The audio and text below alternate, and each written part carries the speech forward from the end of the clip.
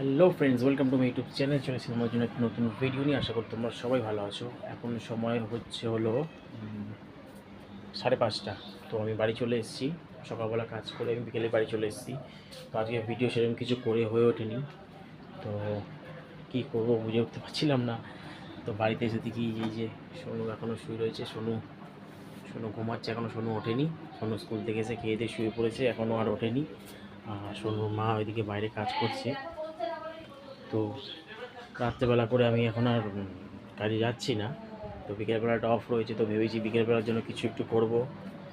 তো বাইকের নাম্বার প্লেটটা হয়নি যে আমি সুইগি জোম্যাটো কিছু করব বা র্যাপিডো কিছু করব।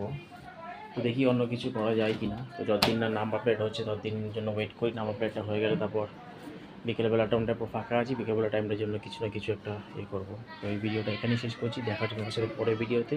ততক্ষণের জন্য টাটা, বাই বাই।